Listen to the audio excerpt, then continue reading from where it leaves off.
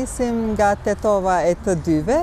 ku këtë fundjavë do të mbahet Festivali Ballkanik Poetik, një ofertë e re dhe mundësi që pjesëmarrësit nga jashtë të njihen me anët e bukura të qytetit. Po, klubi i shkrimtarëve, shoqata e shkrimtarëve ONUM Tetov, prej themelimit të saj deri sot, pra ka organizuar më shumë se 20 aktivitete të ndryshme kulturore poetike, që Tetova me 2 universitete, si duke i mungonte një shoqate shkrimtarëve, edhe kemi bërë një seri të aktiviteteve të ndryshme, duke filluar prej promovimeve të librave, duke kujtuar omazhe për shkrimtarët, poetët tetovar, të cilët kanë ndruar jetë, nuk janë më gjallë. Edhe kësaj radhe, për herë të parë, e ngritëm nivelin dhe me kryesinë e klubit vendosëm që të organizojmë një festival ballkanik, pra në suaza ballkanike, si simbolik e bashkëpunimit regional ballkanik, sepse, si që dim, poetët janë ata të cilët ndërtojnë ura komunikimi, ura bashkëpunimi, ura mirëkuptimi në mes popujve dhe shteteve të ndryshme. Dhe këtë mision neve dëshim këtë vit ta çojmë në vend dhe pra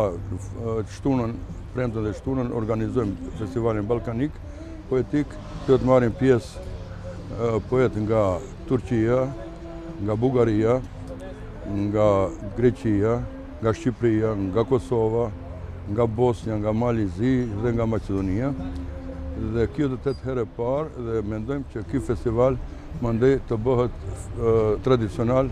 që të mbahet çdo herë në muajin e maj, si muaj i pranverës dhe si muaj i pranverës poetike tetovare. Në kartën kulturore të Tetovës, tash 3 vjet figuron klubi i shkrimtarëve ONUM, që mban domethënë emrin e vjetër të Tetovës, dhe aktivitetet kryesisht janë kamertale, pasi poezia as që pretendon të ketë një publik të gjerë. Unë do doja pak të ndalemi në këtë aspekt, zoti Daim, po ashtu edhe në një traditë të bukur që tashmë keni formuar ju, duke organizuar homazhet për shkrimtarë që fizikisht nuk janë më në mesin tonë. Ku i organizoni më tepër aktivitetet dhe cilët shkrimtarë deri më tash i keni nderuar me homazhet e cilët janë në plan për të organizuar në të ardhmen? Neve manifestimet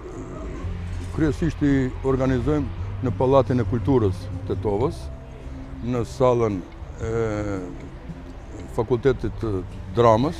sallën e vogël, dhe te lokali Oda, që është poshtë në Pallatin e Kulturës. Po ashtu një mbrëmje poetike organizuam edhe në ambientin pitoresk të Arabati Babateqe, që është një ambient shumë i bukur, pikërisht për të organizuar mbrëmje poetike, mbrëmje letrare. Dhe si ide që ne shtruam në klub, është mirë që të organizojmë omazhe për poetët të cilët kanë vdekur para 30 viteve, që kanë qenë poet me emër, që neve të gjithë i kemi mësuar edhe në lektyra shkollore. Për shembull, bëm omazh për Nexhat Pustinën, që prej vdekjes deri vjet kur bëm promovim, nuk është përmend Nexhat Pustina, askush nuk ka bërë një omazh, një nderim, dhe ne e bëm këtë manifestim, edhe thirrën familjarët e zotni Nexhat Pustinës, i dham një mirënjohje për aktivitetin dhe kulturën dhe kontributin që ka dhënë kulturës shqiptare. Mandej bëm një omazh po ashtu edhe për Mustafa Laçin, një lirik i madh nga Tetova, poet tetovar, edhe atë për fat keq nuk e kanë përmend të 20 vjet, 30 vjet sa ka vdekur, që ka kaluar koha, edhe Daud Gurën, një omazh për Daud Gurën, për Abdulaziz Islamin, për Murat Isakun, e kështu që mos i përmendim gjithë poetët tetovar, Murtezan Arifi, që kanë vdekur. Ne bëm një seri të këtine përkujtimeve me rastin e vdekjes së tyre, dhe kështu që ishte një satisfakcion për neve, për tetovarët, për intelektual tetovar, por edhe për familjarët e tyre, të cilët menduan se ja, ka dikush që këta njerëz përsëri i përmendin. Dhe do të ishte mirë që emrat e këtyre poetëve që kanë dhënë kontribut shumë të madh për kulturën dhe tërësinë shqiptare, bile të mbajnë emra rrugët tona të Tetovës, në një shkollë në Tetovë ose në rrethin të Tetovës, sepse të gjithë edhe shumica kanë punuar edhe në arsim, duke filluar nga Murat Isaku, Abdulaziz Islami, Mustafa Laçi, të gjithë kanë qenë profesorët të gjuhës shqipe. Emri juaj, fal lidhjeve frankofone që keni ju, lidhet edhe me një institucion tjetër kulturor në Tetov, keni qenë drejtori i parë i Aleancës Franceze, që në vitet e para të themelimit të saj solli një energji të re në dinamizmin kulturor të qytetit. Po, vitet 90-ta, me ndryshimin e sistemit nga sistemi komunist, kalimin në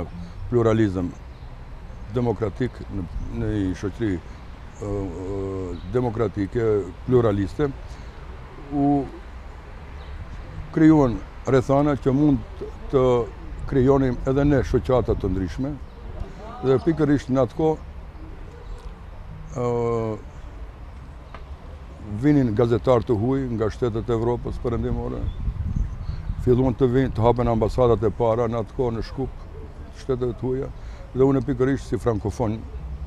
si profesor i gjuhës frenge, kontaktova me ambasadën e Francës, me ambasadorin e parë të Francës atëherë në Shkup, zoti Patrik Krismani, i cili ishte një poliglot i cili flitte afër 8 gjuhë botnore, duke edhe shqipen, po edhe maqedonishtën i kishte mësuar. Dhe të gjithë personalitetet që vinin atëherë në Shkup, bënin kontakte bilaterale, unë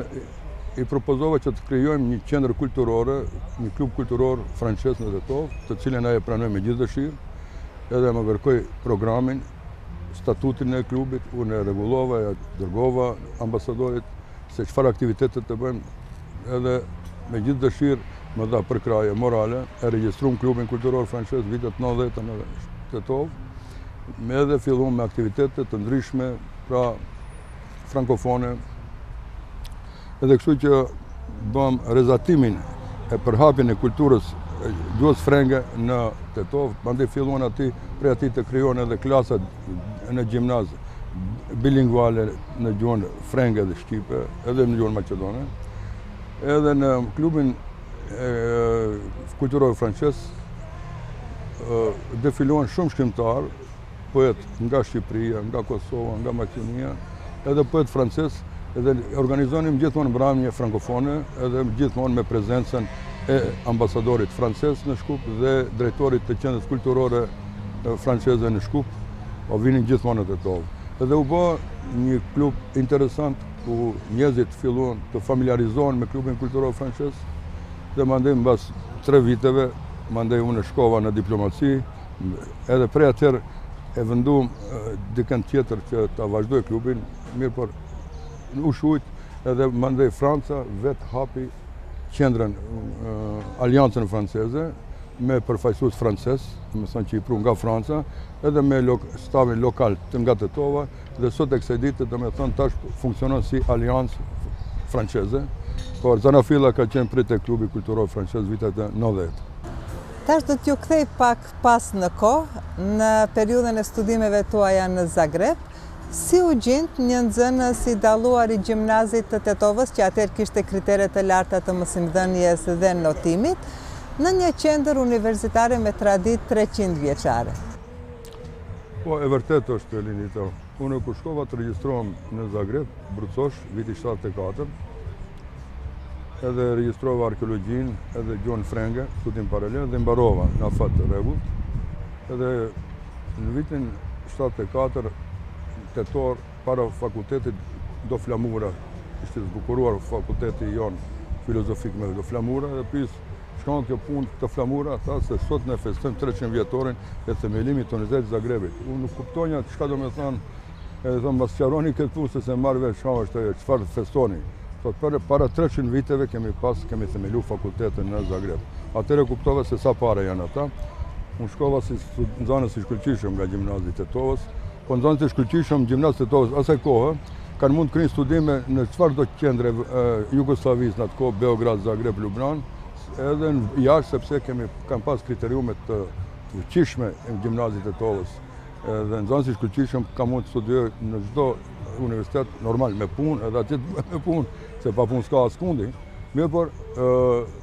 që sot për fat keq nuk i kemi ata profesor të asaj kohë. Bile ato profesor të asaj kohë në gjimnazin e Tetovës janë disa prej tyre janë më të fuqishëm se disa që sot japin mësim në Universitetin e Tetovës ose diku tjetër në këto fakultetet që tash kanë doktoruar në mban, ku do me shpejtësi, edhe pa më botu 2-3 libra ose 10 libra janë bërë doktor profesora. Në anën tjetër, Zagrebi thash më kalon përshtypje shumë të madhe për shkak se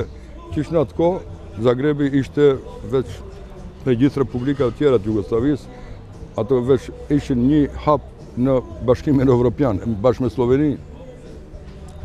Dhe unë shpeshherë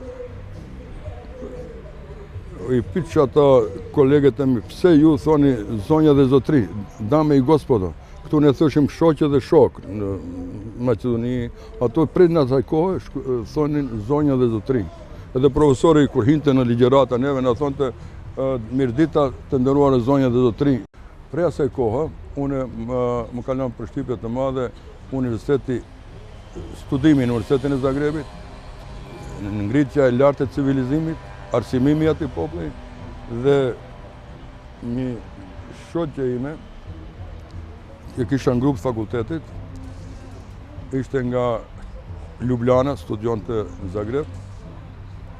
Ajo thotë se këta kroatët, gjishët e gjishëve lexojnë ka 3-4 gazeta. Domethënë gjishja, baba, nipi, të gjithë këta janë të arsimuar, të emancipuar dhe çdo njëri lexon nga 3-4 gazeta. Për fat keq neve këtu ne nuk lexojmë edhe një gazetë në ditë radhë, do një që lexojnë. Edhe më thonte se kur do të lexoni edhe ju të gjithë nga 3-4 gazeta, do të emanciponi, atëherë mund të jeni pjesë e Bashkimit Evropian.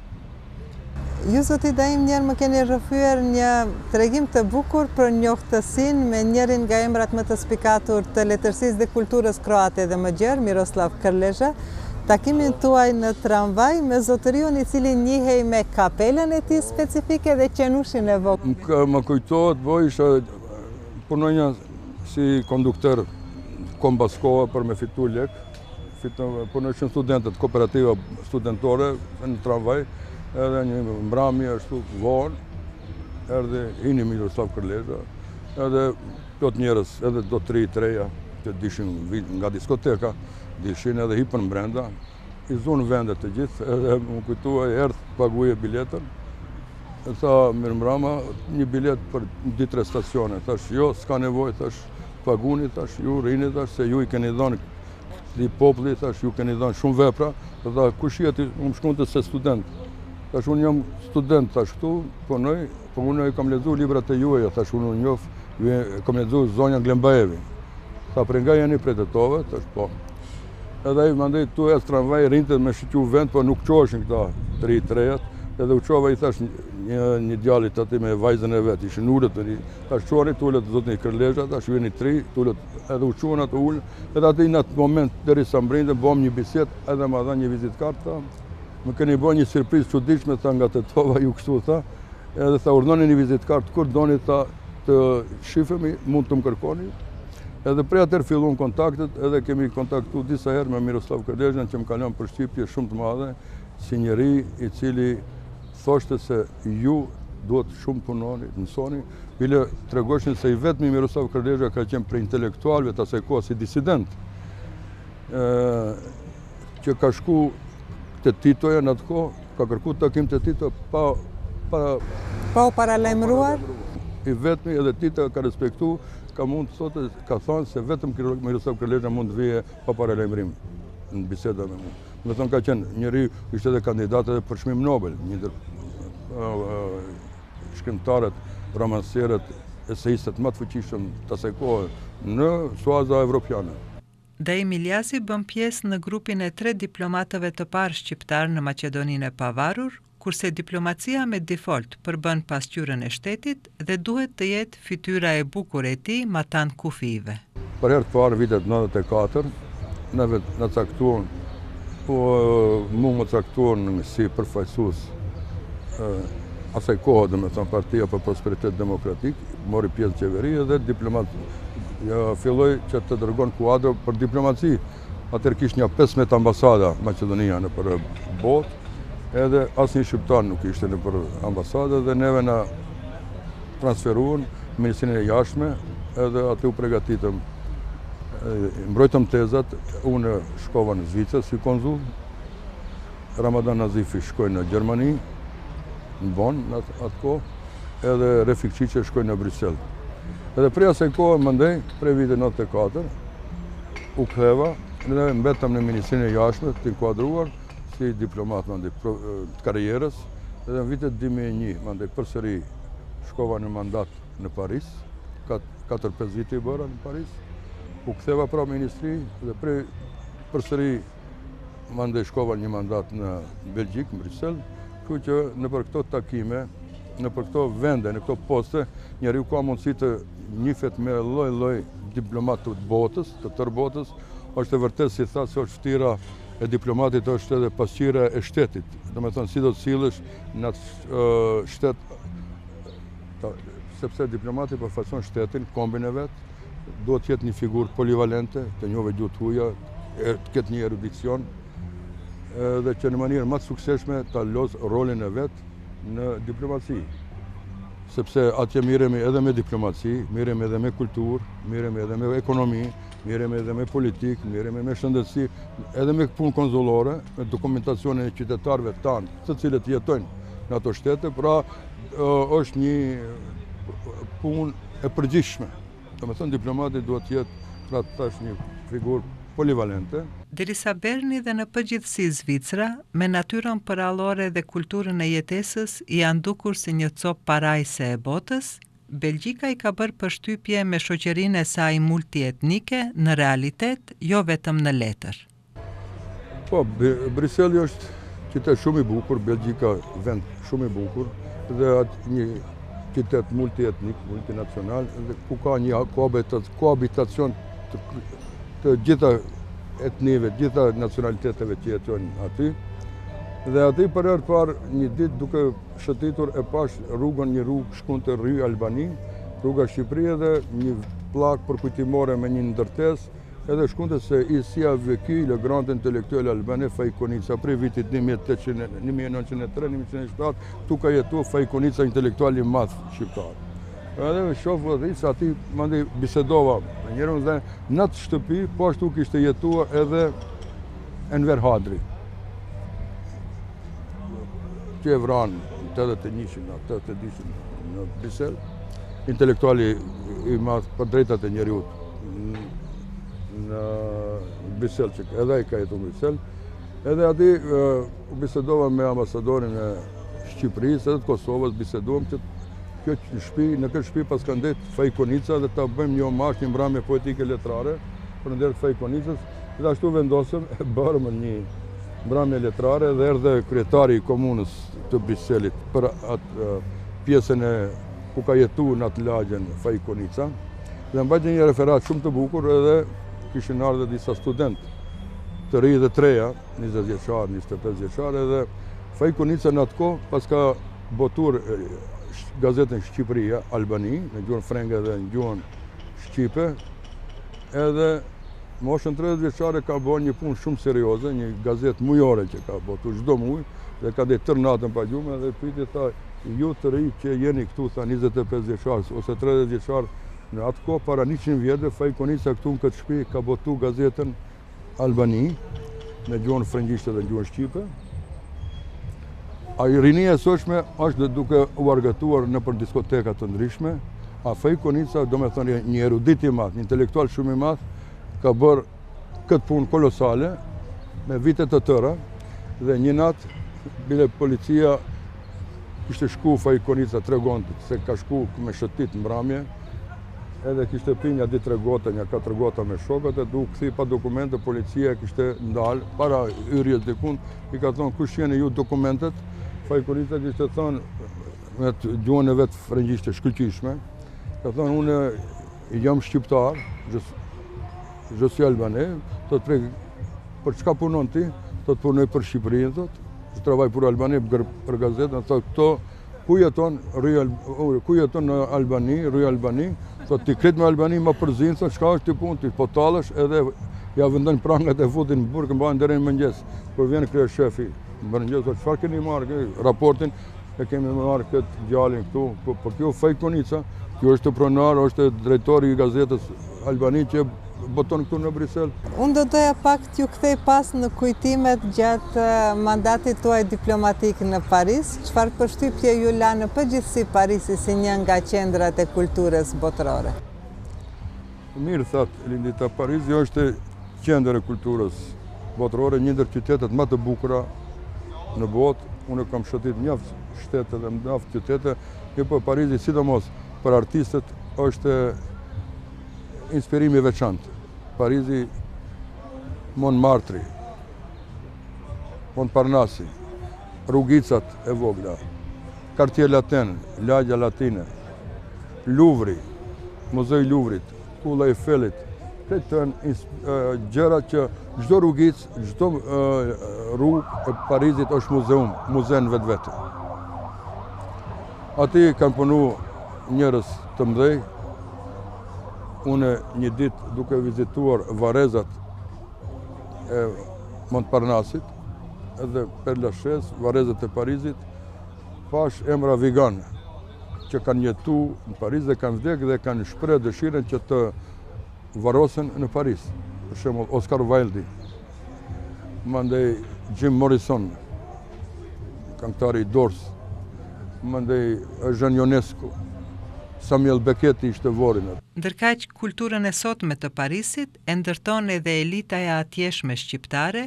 krijues të cilët qëndrojnë në majat e profesioneve të veta. Daim Iliazi, gjatë misionit diplomatik në Francë, kishte kënaqësinë t'i njohtoj nga afër. Mandej Ismail Kadareja, po ashtu me Ismail Kadareja kemi qenë afër, edhe shok shtëpia dhe bile shumë deputetë dhe shumë ministra që vinin nga Maqedonia atje në takime bilaterale me Parisin, edhe kërkonin që të takon edhe me Ismail Kadarejan, edhe që ai gjithmonë tregosh të zemërgjër, edhe dilshim në darka në mbrëmje së bashku dhe bënin fotografi. Kështu që Ismail Kadareja është një ndër intelektualet më të fuqishëm, më me influencë në Paris, dhe shkrimet e atij disa herë kam lexuar dhe shkrimet që ka pas në Le Monde. Kanë bërë kthesa të mëdha në politikën franceze. Shoku i ngushtë i presidentit Jacques Chirac dhe shumë intelektualë akademikëve, akademisë shkencave të arteve të Francës. Edhe aty është po ashtu shok i mirë, kemi pas shumë kontakte edhe me Omer Kaleshin, një piktor akademik, bile ambasada jonë, atëherë në atë kohë me ambasadën e Shqipërisë, ambasadën e Turqisë edhe ambasadën e Maqedonisë organizuam një ekspozitë të madhe në UNESCO, në lokalet e UNESCO-s, ekspozitën e Omer Kaleshit, i cili është nga Kërçova, që ka shkuar në Turqi e mandej që ka ardhur në Paris. Jeton edhe sot e kësaj dite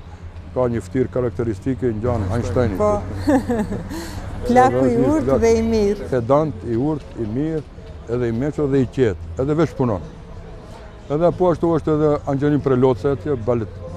baletan, është drejtori i trupës baletit Angelin Preloca. Bile u munduam shumë që vitet 2004-2005 po mduket, unë di 3 herë kontakte me te kemi pas, që ta sjellin për të hapi verën e orit. Por nuk mujtëm, nuk gjetëm duke përbashkë. Preloca ishte i gatshëm të vijë në hapjen e verës së ohrit? Po, edhe kërkoj vetëm pak kushte minimale që t'ja paguajmë disa shpenzime në atë kohë 2004, por nuk u bë asgjë,